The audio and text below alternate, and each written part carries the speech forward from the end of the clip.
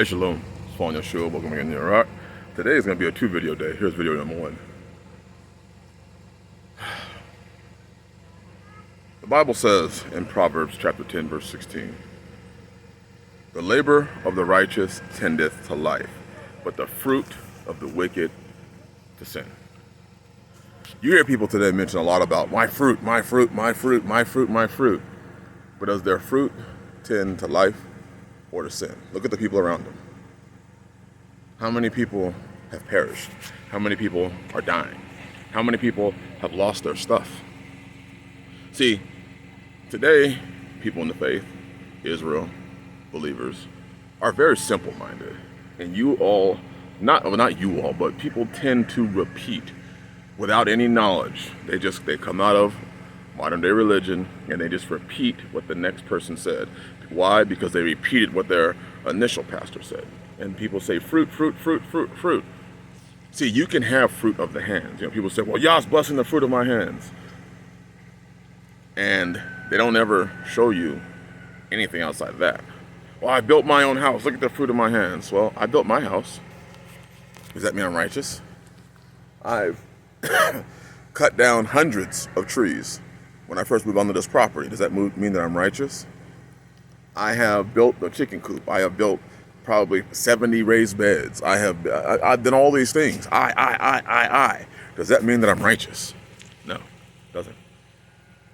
Does that mean that a contractor is righteous? Or does it just mean that he has a good work ethic? Does that mean that Yah's blessing the fruit of his hands because he's got a multi-million-dollar business and builds homes all over the country and builds housing tracts? And does that mean that as a construction worker, when I was working construction, that Yah blessed the work of my hands? Does it mean that? Or does it mean that I was just a good worker? That I picked up the craft pretty good? See, people have this misconception that because I'm doing something, that Yah is behind it.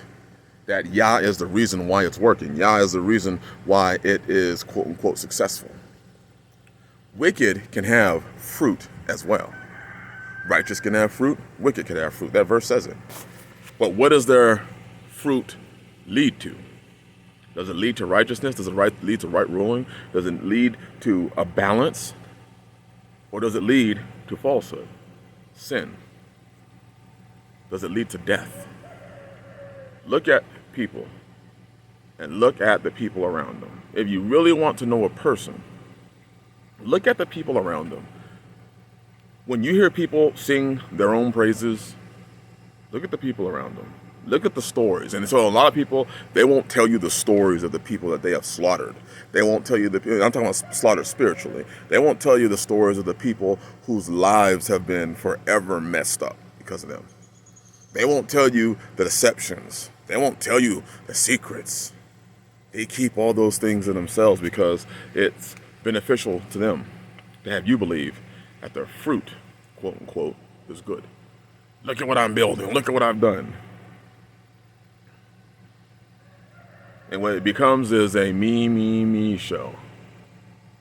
And Yah becomes an afterthought because the only important thing is me. We have to be very careful of these words that we allow to entrap us. Words like fruit, things like that.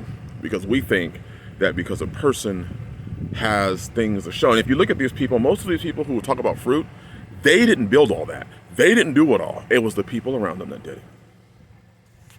It was all the servants that did it.